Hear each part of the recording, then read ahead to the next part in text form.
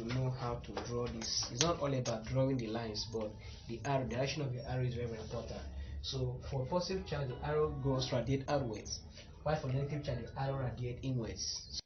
Okay, welcome to the part 2 of electrostatics class. Okay, like I said, in University of Port Harcourt we call it phase 112, and other universities you have their course code, but it is still the same thing that we are all doing here. So welcome to the young Modulus classroom, physics, electricity, magnetism concepts, and explain, and bit by bit according to the textbook you have here.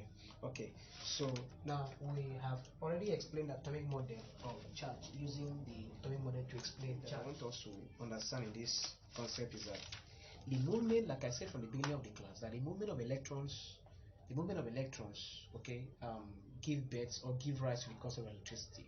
So now materials are classified into three. Okay, so we have what we call conductors, and we also have what we call non-conductors. So the conductors are those materials that allow electrical current to pass through them freely. Okay, that means they have mobile electrons. Electrons in them are mobile. So when electrons in them are mobile, electrons can freely move. And the movement of electron from the word electron we have electrons actually gives us the concept of electric current. So if we actually want to follow up that, then we must also understand that electric currents emanate from the word electrons, the movement of electrons. Okay, mobile electrons give us the concept of electric current. So now example of the conductors, those materials that allow electric current to pass through them. Example of them are the metals such as sodium, iron, copper, or their alloy. The alloy example are the tungsten and then the constantine.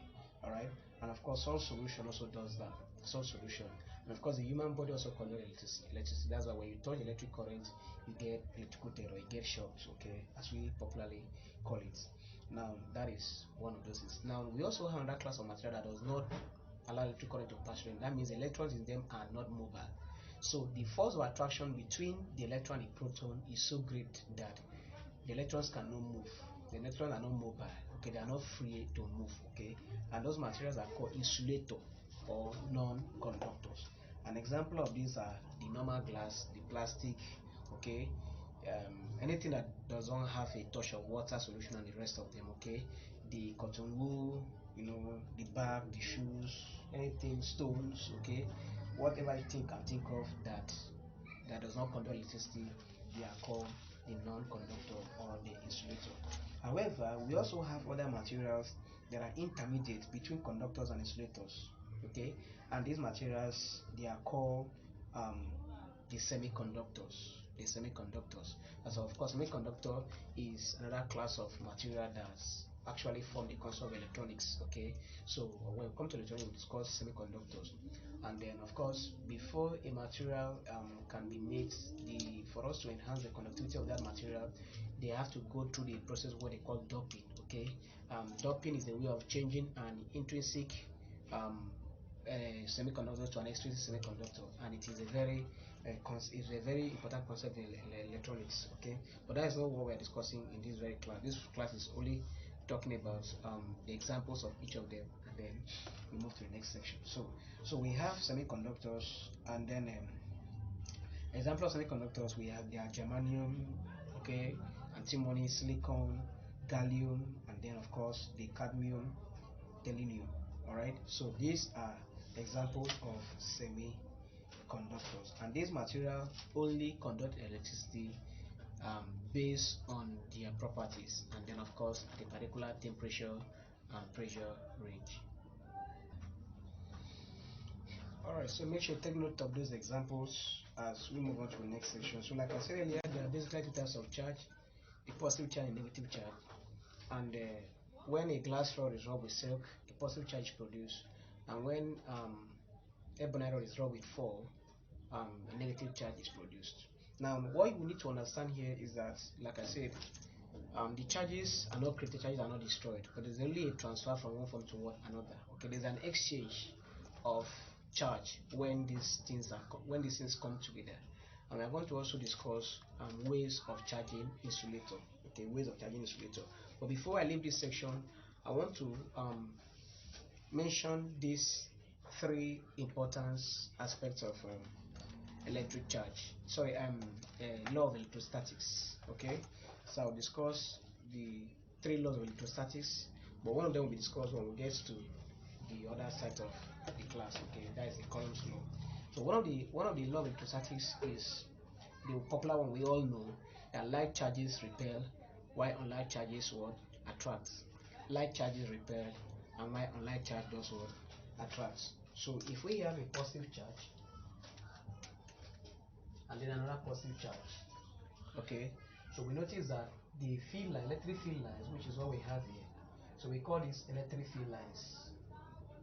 These are called electric field lines. Electric field lines enable us to visualize the electric field. Okay, for us to say that this charge are set up an electric field, then we must use the lines to visualize that. Okay, and of course for positive charge, the field lines radiate outward. Take note of that. The field lines radiate outward, are pointing outward. Remember, I told us earlier that the sodium was giving out electron while the chlorine was accepting. So giving out shows this arrow going out. So anything positive is always giving out, while negative is always accepting. So this is what we have. So like charges repel. So even though you use a negative and two negative charges, they are going to repel. So this is an isolated charge, isolated negative charge, and isolated positive charge. Take notes. Because when we come to magnetism, we cannot isolate the north pole and the south pole. Okay, but this is possible for a charge. Okay, so now this cannot attract because they are like charges. They repel, they kick against each other. So now there is a part that is very, very important here, and this is the space that is left vacuum, or what we call the vacuum, the space between these two charges. Okay, the field lines are filled to cross this space, so that space is called the neutral points. So we call this space neutral points. So what happens at these neutral points? What happens at these neutral points? So at these neutral points, the net electric field intensity is 0. The net electric field intensity is 0. So try to follow up that. Okay, so why is it 0? You find out that will be the assignment I'm giving to you. Why is it 0? Why is the net electric field intensity 0? So please, if you know the answer, drop it at the comment section. And if you wish to know, in case you can check it online, you can just, it's an assignment I'm giving to you, so you can still check it online. But if you wish to know, maybe you have checked and you didn't get it, you can also come to my DM and then I will give you the answer. But let's make the class interactive so that we'll be able to know those who are following the class, not just watching the video for fun, but to learn something out of it. Okay, that's by the way. So now, what about when we have unlike charges? When we have unlike charges, okay, I'm making these videos bit by bit so that I'll be able to work on it. Okay, so what we are, when we have unlike charges, we have unlike charges, we have a negative charge, we also have a positive charge, then we are going to have an attraction. Can see that we have an attraction. So this is an attraction. Okay, this continues somewhere like that. All right, so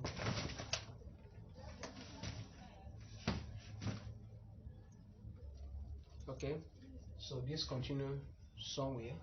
Now by the time we draw our line, remember for a positive charge, the field lines radiates from positive to negative.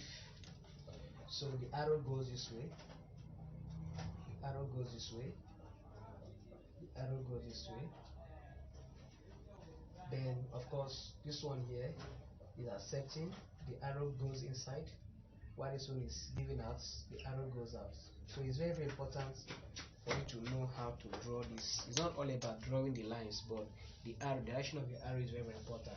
So for positive charge, the arrow goes radiate outwards, while for negative charge, the arrow radiate inwards. So this is an attraction concept. Okay, then finally the last electric field concept, or the second electric field law, or law of electrostatics I want us to know, is the one that says the net amount of charge produced in any process is 0. So let me use that of glass rod and silk for example. So if I have a glass rod plus silk, okay, now if this man is negative and this man is positive, let's say negative E which is our 1.6 times 10 to the minus 19 charge, okay, the fundamental unit charge, and then positive E. Are we there? Now, if after the rubbing process, this is what we are getting. Are you getting me now? Right now, there is a transfer of charge from, let's assume this one transfer plus to this and this one transfer minus to this, and that's what we are getting this. All right. So now at the end of the day, you notice that if you add up these two charges, you are going to get 0. Minus E plus E give us 0. So the net amount of charge produced in any process is what? 0. The net amount of charge produced in any process is what? 0. So the next law of electrostatics is our Coulomb's law, which we are going to have that maybe once we are done with defining electric field concept, and we also define some other thing that we need to also know, okay, and that will also lead us to the calculation we are going to look at. That will lead us to the second calculation we are going to look at. The first calculation, of course, I will discuss that in the part 3 of this video. So please try to share this video to your customers. Let them know that there is a video online by the Young Modulus solution, okay. Even though I'm not coming live to you, this video is go a long way to help me because I'm working with this. All right, so whether the textbook, this is the call or something, I don't know when this video will get to you, whether how many years time. This is 2023, of course, precisely August 11, August 12th, okay. So but anytime this video gets to you, don't forget that the textbook still remain the same, the concepts remain the same, anything you need still remains the same, no matter how they keep changing the textbook color, cover, whatever, but the concepts remain. So you can always open to check whatever thing I'm doing, whether it's in line, and of course the concepts remain the same anyway. So share the video and let them know, and of course let them know that there's a video that is actually working and directly with the scheme of work. See you in my next video, part 3, as we have 2 more videos or 3 more videos to round out this chapter, okay. Electric charge, electric field, that's chapter 1, of course, which is electrostatics. We also discuss the electric field, discuss Coulomb's law, and then we also do calculation, okay, on this aspect. So we have about 3-4 calculations we are going to be doing in this chapter. That is not just the only calculation, but just for the time's sake, we'll discuss that. Any other one you have to, you can still let me know and then put it forward. See you in my next video. Thank you. I still got joy in there. I've got peace that makes